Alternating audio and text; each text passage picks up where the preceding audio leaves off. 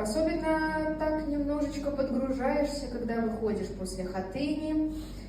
Немножечко морально все-таки тяжело после вот этой вот настройки на спектакль и потом выйдя. Я почему-то в последнее время не могу сдержать слез именно на поклоне в хатыне.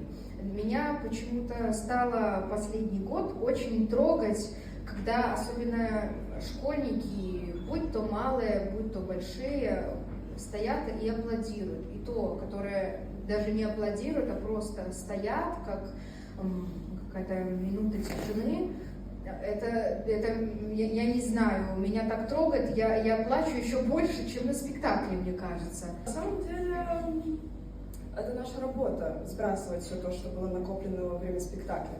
То есть, если человек не умеет переключаться сразу от спектакля к обычной жизни, это плохо. Тут с баллады, в принципе, я переключаюсь уже достаточно просто. Да, я могу зайти за кулисы, там еще немножечко посидеть, подумать, пореветь.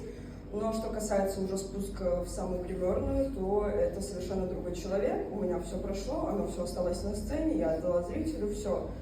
Я пустая, я поехала домой, отдохнула и с новыми силами возвращаюсь к своей работе. А взрослый гораздо легче играется. Просто потому что детские спектакли — это в принципе другая сфера, как мне кажется. Этому надо тоже обучаться. Я поражаюсь с актеров в ТЮЗе.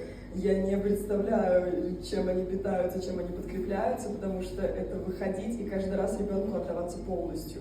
Я не знаю, честно говоря, что сложнее. Мне кажется, все равно сложно и то, и другое. Просто на детские спектакли реально ты выкладываешься прям по полной программе, хоть в сжатое время, в час, но зато сколько энергии. Потом ты с утра сыграл, потом у тебя есть еще целый день для каких-то подвигов, там дом убраться, там, я не знаю, еще что-то, какая-то энергия появляется.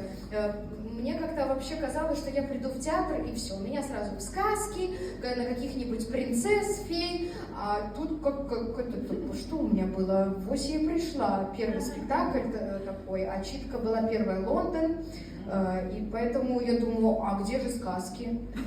И меня только взяли, вот «Який такий потоп» впервые в детскую сказку. На данный момент это альпийская баллада, потому что это серьезная работа, это серьезная роль. Я все-таки драматическая актриса, поэтому комедии тоже сложно играть, очень сложно. Но что касается именно драматического материала, я его люблю всем сердцем. И вот альпийская баллада — это прям